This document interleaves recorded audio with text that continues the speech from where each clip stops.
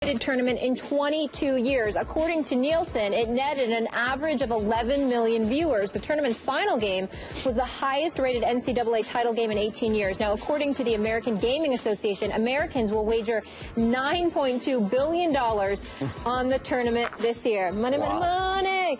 All right, some call it the best event in sports. Oh, please. Skip. Yes. Oh, is this tournament overhyped? It is to me, Stephen A., Molly. Give me just a second here. What this is to me is it's wildly exciting every year for all the wrong reasons. Because without all the office pools, without all these website bracket challenges, without all the bracket gambling that you just referred to, yeah.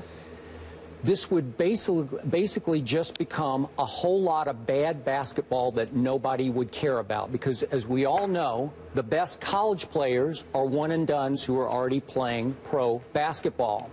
In truth, what you have here is a whole lot of parity hilarity. You have a whole lot of mediocre teams evenly matched in a lot of weird sites like Des Moines or Spokane or wherever they are, and they might play at 11 a.m. or 11 p.m. at night, strange arenas, strange shooting backgrounds, amateur referees, and anything can happen. So no seed is safe here, and what happens is that it empowers people in every office who never watch 1 second of college basketball the entire regular season to win the office pool and look like a sports genius for 3 weeks.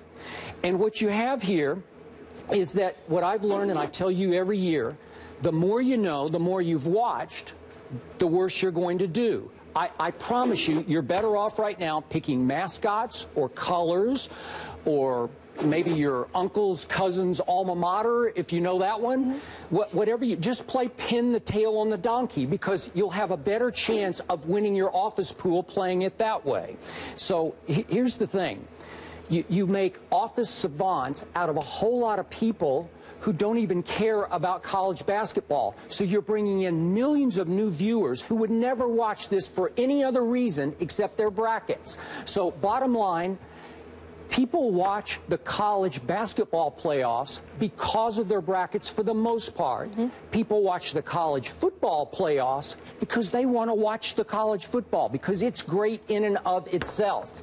So in the end, you match these mediocre teams up, and we're going to have pure madness. We're going to have upsets, we're going to have buzzer beaters, and in the end, we're going to have busted brackets and a whole lot of hysteria over how did that happen? How did Stony Brook beat Kentucky? I hope that doesn't happen, since I picked Kentucky to win it all, but it could happen, and it wouldn't shock me at all. Did you pick Kentucky when you picked Kentucky to beat Kansas? Yes. Okay. Yes. Okay. So I thought I'd throw that out there. Okay. Stony Brook. You know what? I've been looking at Stony Brook. They're pretty good. You know, like they're kind of this. I'm serious. Kentucky's only a 14-point favorite. Look at all the other 15 or 16 seeds. Check them out. So it's possible Kentucky could lose in the first round. Never happened before to a 1 seed. But my point is, they're all about the same. We've been talking all year about how college basketball is pretty mediocre. There's no juggernaut here. There's no dominant team, which makes this time of year for the non-fans, the casual fans, the best time of year. For me, not so much, because to me, it's like the equivalent of New Year's Eve. It's like amateur night out there. Well, first of all, ain't nothing wrong with New Year's Eve. No.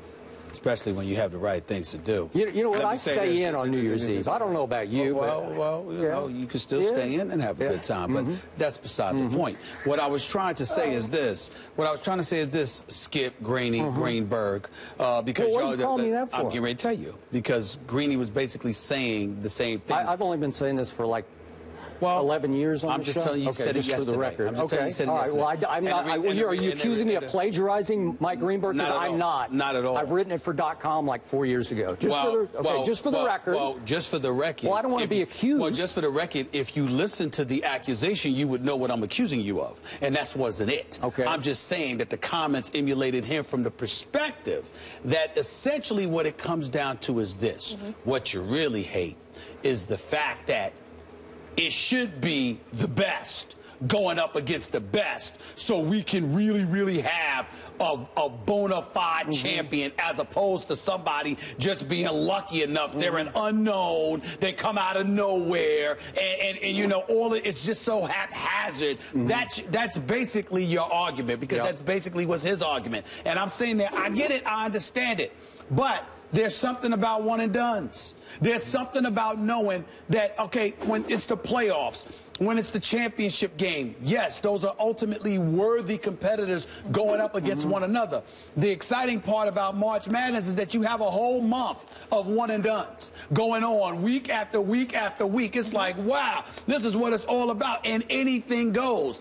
And the fact that it's of that mindset, you have to be really locked in, focused, zeroed in order to win a national championship. Because to me, the part that you're ignoring about all of this, you can't underestimate anybody.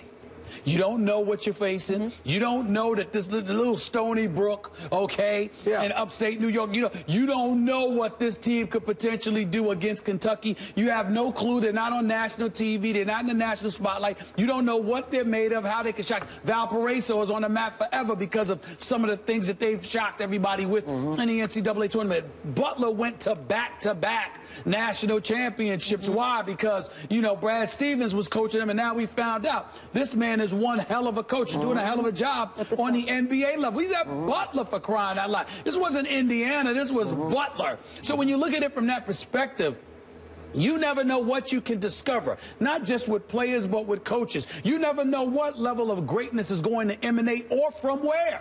And because of it, that makes it that much more interesting, that much more compelling. America is not just about the land of second chances. America is about the little, even though it's America, it's about the little engine that could. It's about the fact that in this country, somebody could come out of nowhere. You understand? I mean, it's the American dream. Yeah, this is the American dream. I'm just saying, you can transition it to anything. Barack Obama was a junior senator out of Chicago. All right, I mean, it came out of nowhere. Well, the president of the United States of America. That's right. Okay, I'm just saying that in America, these kind of things happen. That's what makes March Madness so interesting. That's why I love it. Because as we know, Stevie A loved the kids, right? Sure does. He does. He sure does. We know he that. He sure does. Yeah. I got that from my man Martin Lawrence. But the point is that in the end, that's what it comes down to, Skip. It's that one and done. It's a month filled with it. And also, if you're an elite team,